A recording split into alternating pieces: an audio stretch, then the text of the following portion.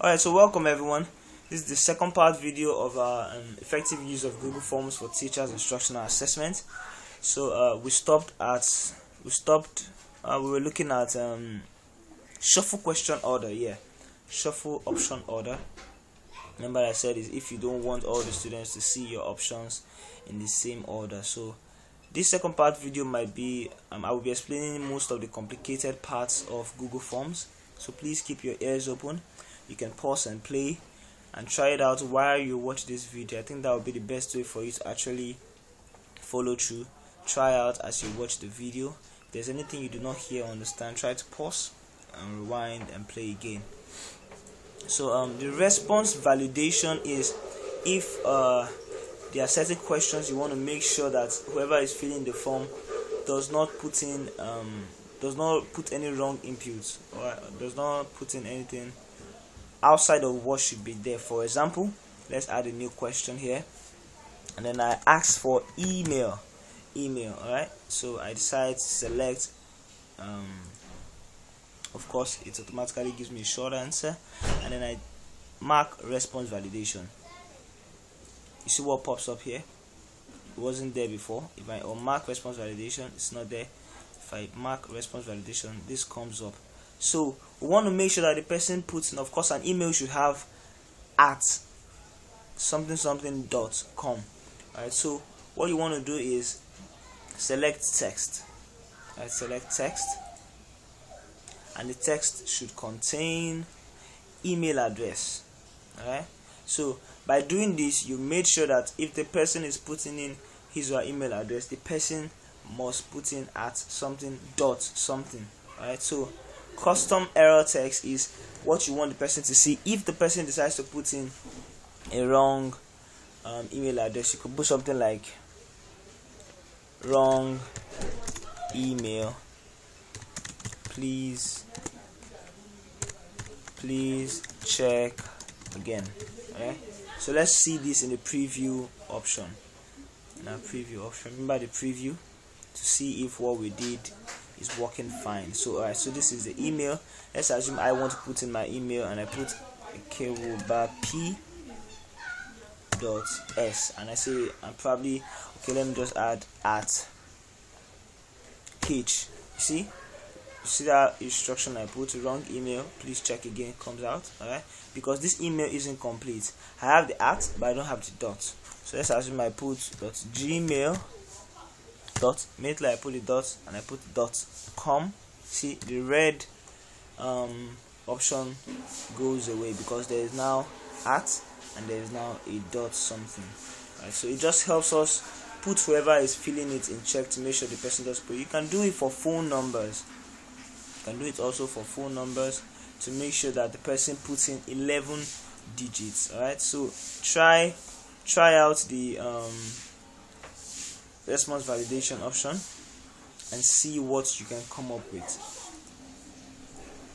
Okay, so I'll just quickly move to this other parts. I haven't explained all this yet, so I've tried to explain the title and description. Alright, so for example, you have a story. I think we tried to do that here. You have a title and a story, and you want to ask the students further questions after that. So we are done with our title and description. Let's say you want to add an image to a question. So for example, you have a question like a biology question.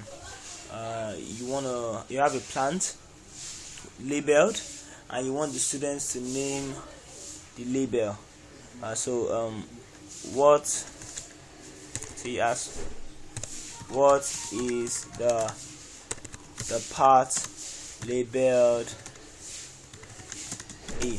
So for example, you have parts of a plant all labeled. So you want to ask the students questions on a particular part that was labeled. So you also want to give them an image of what you're talking about. You can select this. You can select this, or it's the same thing here. Either you select this or you select this add image option. So whenever they will see it, they will see an image, see the question and see the option. Alright, so you can also add a video. You can also add a video. Either you include a YouTube link, alright, of the video you want them to watch before they answer a question, alright, or if it's not a YouTube link, you can put any other link. Alright, so it gives you the option to be able to do that. Why it doesn't allow you load a video directly is for because of space. Alright, because of space. So instead, just get a YouTube video with the link, and then you can use that. And if the video is on YouTube, you want to put it directly, you can still type the link, search for it, and it will add it here. Alright, so that's the add video. Now, add section. This is a very wonderful feature of Google Forms. For example, this English test had section A, B, C, and let's assume this whole part was section A. Alright, so you want them to finish this whole section. Probably this section is the objective part of the test, and you want them to, you want to have like another separate part of this same form for them to for them to answer theory questions, or just another section. This is what you use right here. These two things that have add section. So let's try it out. Let's say after what is a conjunction, you click on add section. See that? It gives you a new section. So let's call this section B. So we can call it and give them instruction. This is the theory. This is the theory part of this test. Something like that. Alright, so we can now start adding our questions. So you ask them, what is a preposition? Alright, so you can ask them a bunch of questions. I just want to emphasize the use of this add section. You can see it gives us something separate from this form. You can see the way it breaks it up. Alright, so this is section B. Let's see how this looks on our Google form. Let's see how it looks to our students. So you can see we can't find section B here, right? Section B comes up, but now we're no longer having submit button. Also, what we are having is next. Alright, so the section B will come up after you're done filling all this. So when the student answers the questions on section A, they will click on next, and it will take them to section B. Of course, we have some starred questions here. Remember I told you about the stars? You can't move forward if you do not answer these questions. Alright, so I'll just quickly unstar these questions. Okay, this is compulsory. Let me just quickly remove the required from them so we can see how section B comes up. Alright, you can see how section B comes up. Alright, this is the preview. Alright, so I'll just quickly add my email address and try to click on next. Okay, so this is also a required question. Let me select something quickly. Okay, so next.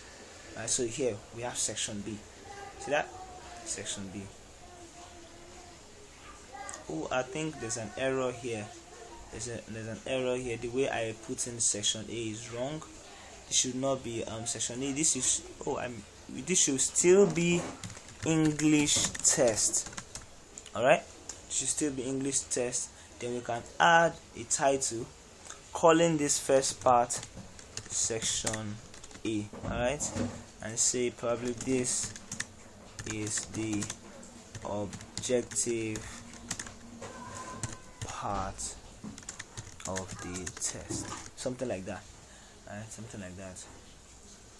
So the title still remains English test after the email address. Then you can use section A, section B. Right, so let's see this now. I'll show you the workout. Good. So we still have our English test and the email address. So we have section A. This is the objective part of the test, and these are the questions. So when you're done filling and you click on next, so let me try to answer the compulsory questions, and then next. You see, still English test at the heading, and then we have section B, and we have the theory part. So, and then you can click submit. So that's just That's just the add section part of our Google form. Alright, so we're done with all this. Now we're going to move into all this part here. I've explained customize theme and preview. I'm going to explain the settings. So settings is basically settings. I've explained how to collect email addresses for settings. Alright. This helps you so you can make sure that you have email address of everyone filling your form. You can click on response receipt. Response receipt it just allows whoever is filling the form, get a feedback of what they have filled to their own email address. So if the students answer all your questions and they also put in their email address, the moment they are done with their questions, because you tick this response receipt, they will get a feedback, like information about all the questions and the answers to their email. So this part requires signing. Where you see limit to one response is if you do not want your students to fill your test or your quiz form twice. You want to make sure that they do not fill the form twice. You click on limit to one response. But however, you can only use this feature if you request for their email addresses. So the Google form will be able to track that the same email address is filling your form twice. If you do not ask for their email address, you will not be able to use this particular part. And so if the students don't sign into their email address and they are just filling the form randomly, you might not be able to track this. So respondents can, so this part, edit after submit, you tick it if you want to give your students a chance that even though they have finished answering the questions, they can still go back to edit their information. Alright, you tick on edit after submit. So when they are done filling the form, they will see something asking them, did you make a mistake in filling the last form? You can go back using this link. So that's just the purpose of edit after submit. So see summary chart and test responses. You might not need that because, like I told you, irrespective of whether you tick this or not, you still get an automatic response, an automatic chart or analytics or summary of your respondents form. So let's move to the next part, presentation. So show progress bar, you tick on this just to make your form look more beautiful. If you have like 5 sections in your form, the show progress bar just allows them see their progress. Alright, so when they are filling section 1, they see the bar moving. They fill section 2, they see the bar moving down to the end of the bar. Let's see how this works. Alright, so I've clicked on show progress bar. Let's try to fill the form. Let me use the preview option. See our English test. I think this is taking a little bit long to load.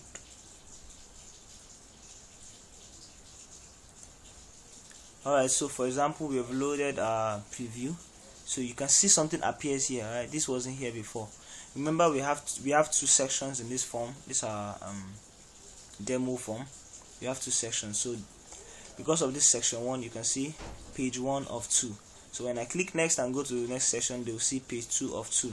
So this is what the show progress bar creates in your form, just to let them know if they are progressing or they are almost getting to the end of the form. So let's continue with our presentation. So shuffle question order. Shuffle question order is like just make sure that your questions, if you don't want your questions to appear in the same order, this part can come first instead of name. So select the nouns in the option may come first instead of name. So it just shuffles your entire question. But most times you might not really want that to happen. You might want your questions to follow a particular order. Confirmation message. Here you type in what you want your students to see when they are done filling the form. Maybe an encouragement, telling them congratulations, you're done with the test, I'm so proud of you. Any kind of encouragement you want to give your students, or tell them, inform me if you have written this test, or you let them know you get your scores in class, whatever it is you want them to see. you put it here. If you don't put anything here, this is what will appear. Your response has been recorded is what your students will see. Right, so you might want to add something more encouraging for your students. You want to even give them more materials to go read, type it there, check out, read, make sure you go through your notes before coming to class. We will do a little correction and whatever you want to put. And the last part is the quizzes. Alright, so this might be one of the most important parts for teachers. Alright, so if your form is going to be a quiz and you want to self-grade it, alright, so you need to turn on this switch, make this a quiz, turn it on. Alright, so it will require you to assign point values to questions and allow auto grading. Alright, so quiz options, release grade immediately after submit. So once you mark this, every other thing comes up. Right, if it's not marked, they all turn off. So if I turn this on, you can see everything comes out. So release grade is if you want your students to see their scores immediately after answering the test, or filling the form, you want them to see their scores, you select immediately after each submission. But if you want it to be, you want them to receive their scores in their emails, you want it to be sent to their emails much later, probably after you've looked through everybody's response. So you select later after manual review, you select this. Alright. But if what you want is that every student sees their score immediately they are done, select this. Respondents can see, you tick this if you want them to see whatever you want them to see the questions they missed, you want them to see the questions they got correctly, you want them to see the values attached to each question, the scores attached to each question. You select point values and then you save. Alright, so for this, most of this form has become, once you do that, this form automatically becomes a test or a quiz. You can see this has appeared here, it wasn't here before. Right, let me turn this off. You see this, save, it goes out. Alright, turn it on, it comes back, because that automatically makes your form a quiz. Alright, so total points, we've not assigned any points to any question, so you might want to do that.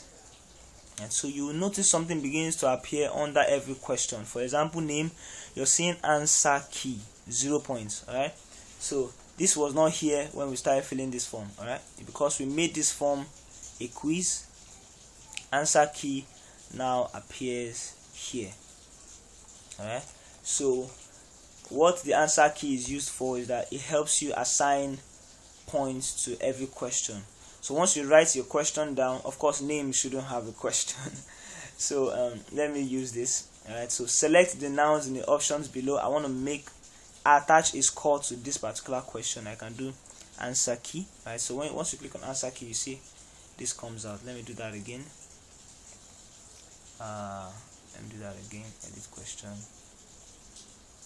Okay, where is our question? So okay, so this is select the nouns in the options below. Alright, so it gives us this. Alright, so you need to assign a score to it. Let's assume I want this particular question to be 5 points. Alright, so select a 5 points, or you can use the arrow button here, but I can want it to be 5 points. So you need to tick the correct answer. Select the nouns in the options below. Remember, this is multiple choice, so we have 2 answers. So I select this. Let me edit the question a bit, so we only have alright, so you can see I've ticked the correct answer.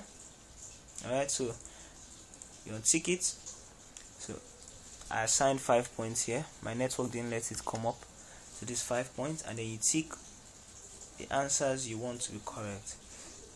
And so add answer feedback is if you want your students to see. So when you click on add answer feedback, it gives you 2 options: incorrect answers and correct answers. So if your students don't get the answer right, you can type something here for what you want them to see. Probably you didn't get the answer right, think again, think harder. Or correct answer, if they get the answers right, correct answer, you type it here, congratulations, this answer is correct, something like that. Right? Or and also it also gives you the options. It also gives you the option to add probably a link for them to go back to, or a video you want them to go and watch for further clarification. All right, so even if they don't get the answers right, that's what incorrect answers, you can still add a feedback and still add a video or a link if you want them to watch something that will help them get the answer, whatever it is. You can just click on this and click on this. So that's the add answer feedback option. Right, so once you do this and go back to edit, see what I did here, edit question. So right now this particular question carries 5 points. Alright, you can see the total points is still 5 because we've only set it for one question. Alright, so all the things you just did is for this question. These are the answers right here. You can also do the same for this. What's the part labeled A? Click on answer key. Alright, of course we only had option, we've not set, so you can select points for this, select the correct answer even though we've not put options for this question, add an answer feedback and go back. Right, you can do the same for this, do the same for what is the conjunction, do the same for all your questions, assign them points. The more points you assign to them, the more it gets added up here. So once they fill the form or the test form, alright, they immediately see what they got right, see what they got wrong, see your feedback and all. Why? Because you set it right here to be a quiz, and also you set it for them to see their missed questions, see, identify which questions were answered correctly. You set it for them to see the correct answers and to also have point value. So this should be one of the most important things for teachers. You need to be able to turn your stuffs on so your quizzes can be set for your students. So once you're done, you click on the send button. For mobile phones, yes, if you're using your Android phone to actually create your Google form, you might not see something, this box with send, you might see something like an arrow if you are using a mobile. Let me see. Oh yeah, you see when I reduced my screen, it collapsed to an arrow. Even the add-ons are no longer here. So if you're using a mobile phone, you might see add-ons here. You see, add-ons came here. Alright, the add-ons came here, the preview came here, the settings came here. You only left the theme, alright, because of the size. But if you're using a large screen, probably a tablet or a laptop, all the things will collapse out. Alright, so once you're done creating your form, you want to get the link. How do you get people to how do you get your students to fill the form? There are two ways. Either you you can click on send, all right, then you come here, this box that looks like an email message box. You can type the email of the person you want to send it to. All right, the email of the person you want to send it to. Type something in the, like a subject, like you're sending a normal mail, like a subject, English test, and then you might not want to use this default message. I've invited you to fill out the form. You might say this is the second part for your English test to be submitted before Tuesday next week. Whatever it is you want to put as your message, you can put that there. Alright, you can put that there, and so when they are receiving the mail, they will see a little box button, something like a box for them to actually fill the form. They'll see something like this. Let me just show you an illustration of what I'm talking about. They'll see something like a box. Okay, I can't do that. But if you try to send the email to them, they'll see a box after they've seen your message. Alright, they've seen the subject. They'll see a box telling them to click here to fill this form, or click here to answer this quiz. Alright, so, and if you also want them to also fill the form directly from their email, you can mark include form in email. Yeah, so they will fill the form right there from their email. But usually I don't advise that. I advise that you allow this to be empty. Let them see a box telling them to click here to fill this form, so it's open another separate browser and they won't fill it, because sometimes it can malfunction. Right, so that's one way to get people to fill your form. The second means is through this thing that looks like a string right here. What it does is that it generates a link you can send to anybody. to be able to fill the form. Okay, and of course it might be too long for you to copy, so you might want to click on this button, shorten URL right here. So to reduce your form link, you see that, to reduce your form link, so you can quickly just copy. All right, go to your WhatsApp, go to your Facebook, and click on it and tell people, hey, fill this form. Or you can just copy and send it as an email to your students. If you don't want to use this email feature here, you can go to your email directly and send it, or you copy and paste and take it to, or you can copy and paste and take it to your WhatsApp and send it to whoever you want to send it to. All right, and then okay, so what's this right here? You might not need to you might not need this. I won't advise you to touch this. It's a very complicated, so it's not so useful. I advise you to just leave that. What you need is this and this. Right, get your link or send directly through the email and you'll be fine. Yeah, so lastly, I'll just explain some important features here. You might not need all this. Yes, the add-ons. There are many things Google Form has as add-ons. Many add-ons. For example, I was explaining mine. I've embedded some add-ons to mine, these form notifications. So if anybody fills my form, they get an email notification immediately that thank you for filling this form. If I want them to pay for a particular invitation, a particular training I want them to attend, they will get the confirmation email. You fill the form, your registration is successful, please pay into so and so bank account, and so and so. So these are mine. You can add more, you can add to yours by clicking on these add-ons. You click on these 3 buttons here, this dot dot dot, and you click on it, you can see add-ons. Right, so once you click on add-ons, it loads a bunch of other features. All right, so you see this, there are many add-ons, many for different purposes. This is the one I love the most, form notifications, form recycler.